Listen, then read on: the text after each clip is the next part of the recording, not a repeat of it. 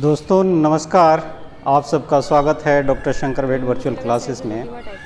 आज हम लोग गोट की एक इम्पॉर्टेंट मेटाबॉलिक या आप कह सकते हैं प्रोडक्शन डिजॉर्डर जिसे प्रेगनेंसी टॉक्सीमिया कहते हैं, इस बात की चर्चा हम लोग इस वीडियो के माध्यम से करेंगे कि इसे किस तरह से आप बाकी के डिजीज़ जो न्यूरोलॉजिकल साइंस लाते हैं गोट्स में, उससे आप डिफ्रेंशिएट कर पाएंगे और कौन कौन सी कॉमन डिजीज है जिसे हमें डिफ्रेंशिएट करना चाहिए, फिर इसके क्लिनिकल सिम्टम्स क्या हैं और इसका बेहतर से बेहतर किस तरह से आप इलाज कर सकते हैं।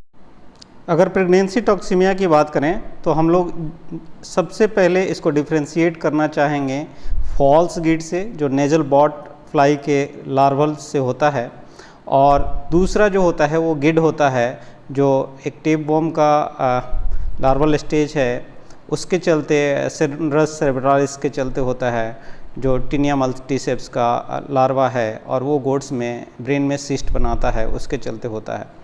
तो अगर यहाँ पे जैसे एक गोट आप देख रहे हैं, ये जो प्रेजेंट की गई है, इसको हम लोगों ने सस्पेक्ट किया है कि इसे प्रेगनेंसी टॉक्सीमिया है। तो अगर प्रेगनेंसी टॉक्सीमिया है तो सबसे पहला हिस्ट्री होना चाहिए कि वो एडवांस स्टेज ऑफ प्रेगनेंसी में है, और एडवांस स्टेज ऑफ प्रेगनेंसी के बाद न्यूरोलॉजिकल साइन देती है, जैसा कि आप यहाँ देख पा रहे थे कि वो सर को ऊपर उठा के ग्राइंडिंग टीथ कर रही थी। तो ये अर्ली इंडिकेशन है कि इसमें प्रेगनेंसी टॉक्सीमिया होगा।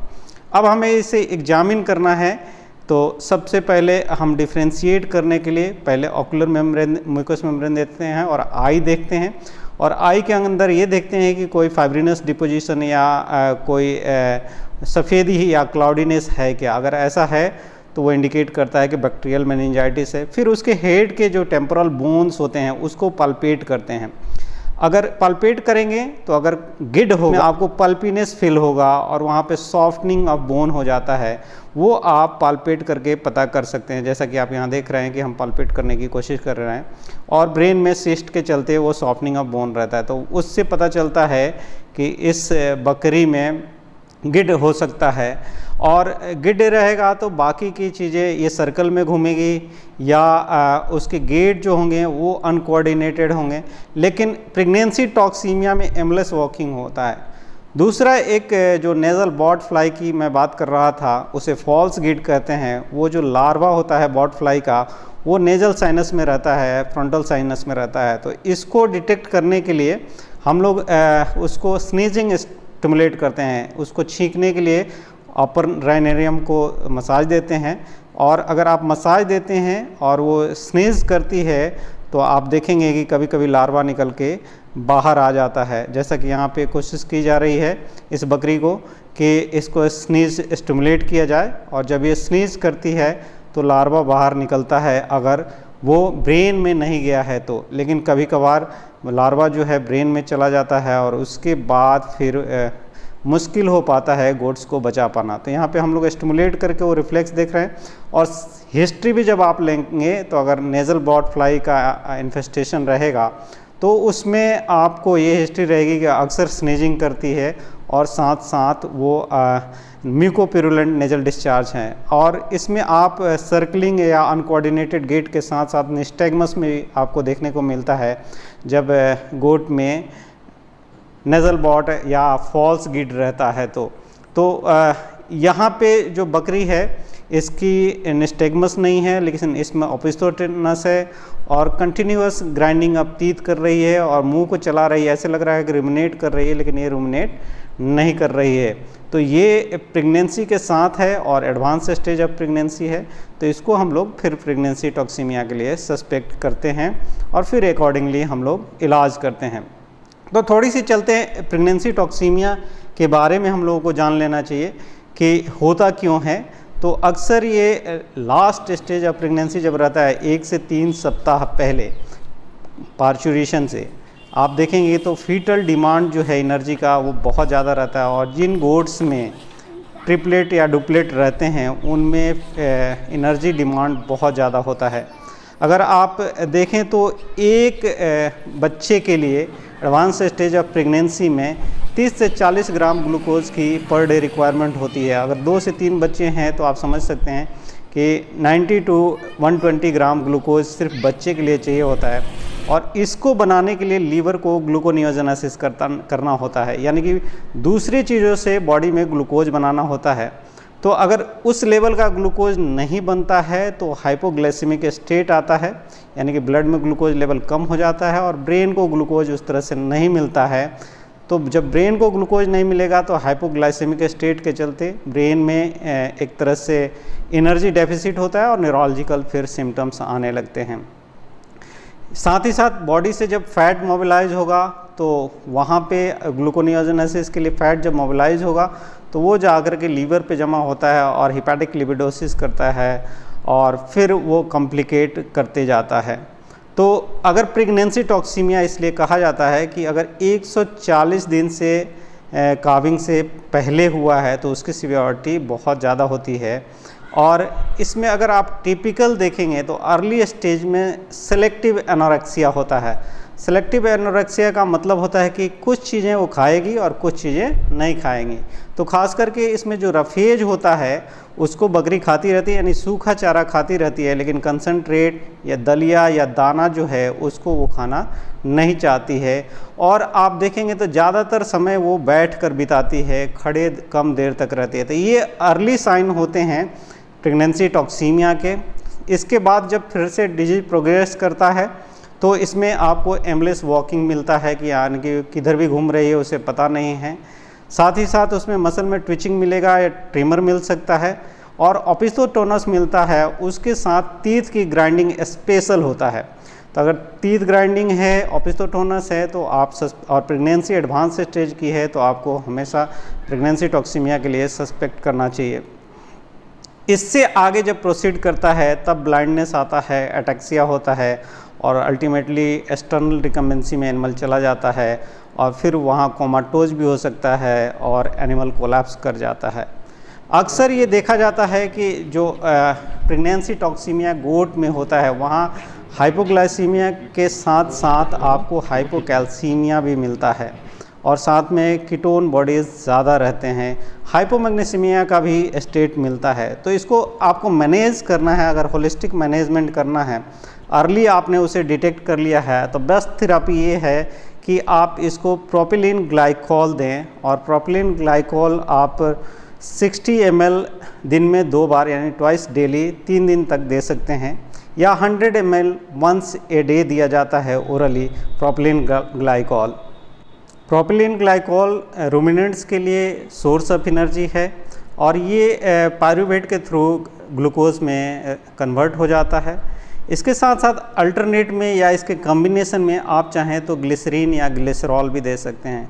ग्लिसरीन का आप 30 ml ट्वाइस डेली देंगे इसके साथ में तो इम्प्रूवमेंट जल्दी मिलता है। ग्लिसरीन और ग्लिसरॉल जो है ये थोड़े लॉन्ग एक्टिंग तरह के हैं, तो ये ज़्यादा देर तक बॉडी के अंदर एनर्जी प्रोवाइड करता है और इमीडिएटली यूटिलाइज नहीं होता है। लेकिन इनके साथ में अगर आप प्रोटामिन जिंक इंसुलिन यानी कि इंसुलिन का एक शॉट लॉन्ग एक्टिंग जो इंसुलिन होता है प्रोटामिन जिंक, उसका 0.4 यूनिट पर केजी बॉडी वेट के हिसाब से आप सबक्यूटेनियस रूट से दिन में 1 बार लगाएंगे तो इम्प्रूवमेंट फास्ट होता है। एडिशनली यहाँ पे आप चाहें तो ORS जो ग्लूकोज के साथ आता है, जो काफ के लिए ओरल रिहाइड्रेशन सॉल्यूशंस आते हैं, उनको भी आप बकरी को पिला सकते हैं और फिर उसमें इम्प्रूवमेंट जल्दी मिलता है। अगर आपको लगता है कि सिचुएशन क्रिटिकल है और सिवियरिटी ज़्यादा है तो उस समय आप पार्चुरेशन इंड्यूस भी करा सकते हैं और पार्चुरेशन इंड्यूस कराते हैं जो एनर्जी का डिमांड है वो कम हो जाता है क्योंकि फीटस बाहर आ जाता है। तो पार्चुरेशन इंड्यूस करने के लिए आप डेक्सामेथाजोन 20 mg इंट्रावेनस या इंट्रामस्कुलर 1 शॉट दे सकते हैं। इसके साथ में आप PGF2 अल्फ़ा कंबाइन कर सकते हैं, जैसा कि डायनोप्रोस्ट 10 mg इंट्रामस्कुलर दे सकते हैं, या आप क्लोप्रोस्टेनॉल 75 माइक्रोग्राम 45 किलो की बकरी के लिए आप 1 शॉट लगाएंगे तो वहाँ पे पार्चुरेशन इंड्यूस हो जाता है। लेकिन आपको लगता है कि फीटस अलाइव है तो आप दूसरा ऑप्शन सीजरियन के लिए भी ऑप्ट कर सकते हैं, जो 3 दिन पहले पार्चुरेशन से आपको सीजरियन ऑप्ट कर सकते हैं।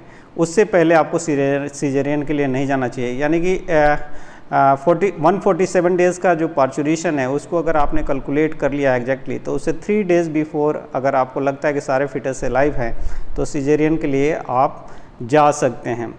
एक चीज़ और है कि हाइपोग्लाइसीमिया जो है हमेशा नहीं मिलता है। 20% केस में आपको हाइपरग्लाइसीमिया भी मिल सकता है। तो अगर आपको ब्लड ग्लूकोज आपने एस्टिमेट किया और एनिमल जो है हाइपोग्लाइसीमिक है, तो आप हाइपरटोनिक सॉल्यूशन जो डेक्सट्रोज का आता है 50% सॉल्यूशन, उसका 50 से या 60 से लेकर के 100 ml तक इंट्रावेनस आप एक बकरी को एक बार दे सकते हैं। इसके देने के बार बार देने से उसके साइड इफ़ेक्ट्स आते हैं और कई कॉम्प्लिकेशंस आते हैं। तो सिंगल शॉट अगर आप क्रिटिकली इल एनिमल है उसमें आप डेक्सट्रोज दे सकते हैं 50% सॉल्यूशन इंट्रावेनस। उसके साथ ही साथ आपको 20 से 40 यूनिट प्रोटामिन जिंक इंसुलिन भी देना होगा उसी समय सबक्यूटेनियस। लेकिन ध्यान रखिए डेक्सट्रोज का जो सॉल्यूशन है वो सिर्फ सिंगल शॉट लगाना चाहिए, बार बार हाइपरटोनिक डेक्सट्रोज सॉल्यूशन नहीं लगाना होता है, अदरवाइज इंसुलिन के लिए रिफ्रैक्टिवनेस आ जाता है और फिर एनिमल क्रिटिकल हो जाता है। तो सिंगल शॉट आप डेक्सट्रोज का इंसुलिन के साथ दे सकते हैं। जैसे कि मैं बता रहा था कि अक्सर जो प्रेगनेंसी टॉक्सीमिया है इसके साथ साथ हाइपोमैग्नेसीमिया और हाइपोकैल्सीमिया भी रहता है, हाइपोकैलीमिया भी रहता है। तो इस कंडीशन में आप चाहें तो कैल्शियम बोरोग्लूकोनेट 50 से 100 ml सबक्यूटेनियस रूट से, यानी कि 2 स्पॉट्स पे आप 25-25 ml बकरी को सबक्यूटेनियस रूट से सिंगल शॉट लगाएंगे तो इम्प्रूवमेंट के चांसेस बढ़ जाते हैं। इसी तरह से एक कहा जाता है कि फ्लूनिक्सिन मैग्लूमिन 2.5 mg पर केजी बॉडी वेट के हिसाब से लगाने से जो रिकवरी रेट है वो फास्ट हो जाता है। इसके पीछे रीज़न क्लियर नहीं है, लेकिन ये वेल जस्टिफाइड है कि जो अपना ऑब्जर्वेशन है कि प्रेगनेंसी टॉक्सीमिया में अगर आप फ्लूनिक्सिन मैग्लूमिन लगाते हैं 2.5 mg पर केजी बॉडी वेट से, तो वहाँ पे रिकवरी का रेट जो है वो बढ़ जाता है। तो ये सारी चीज़ें आप ध्यान दे सकते हैं। इसके साथ साथ जो थंब रूल है, जब भी न्यूरोलॉजिकल डिस्टर्बेंस रहता है तो आपको थियामिन यानी विटामिन B1 ज़रूर यूज़ करना चाहिए रिकमेंडेड डोज पे, जो मैं अक्सर बताता हूँ कि 10 से 20 mg पर केजी बॉडी वेट के हिसाब से इंट्रामस्कुलरली दिन में 3 बार या 2 बार लगा सकते हैं आप। इसके साथ साथ जैसे मैं बता रहा था कि इसमें जो है बॉडी फैट का मोबिलाइजेशन होता है, यानी कि प्राइमरी प्रेगनेंसी टॉक्सीमिया नहीं है जहाँ पे कि जो बकरी है वो काफ़ी मोटी है। उस कंडीशन में हेपेटिक लिपिडोसिस होगा तो आपको लीवर टॉनिक ऐड करना पड़ेगा, जिससे कि हेपेटिक फंक्शन एक्टिविटी में इम्प्रूवमेंट हो और एनिमल जो है ग्लूकोनियोजेनिक जो एक्टिविटी है उसको लीवर उसका अच्छे से कर पाए और ग्लूकोज बॉडी में प्रोड्यूस हो और एनिमल के लिए प्रेजेंट हो। तो दोस्तों मुझे लगता है ये वीडियो आपको फील्ड कंडीशन में प्रेगनेंसी टॉक्सीमिया से रिलेटेड डिफरेंशियल डायग्नोसिस खास करके फॉल्स गिड और गिड से ज़रूर हेल्प करेगा। और आप इसी तरह से मेरे साथ बने रहिए, मेरे वीडियोस को लाइक कीजिए कम से कम एक बार। इसे मेरे चैनल को अगर आपने सब्सक्राइब नहीं किया अभी तक तो प्लीज़ सब्सक्राइब करें और अपने दोस्तों के साथ शेयर करें। धन्यवाद, नमस्कार।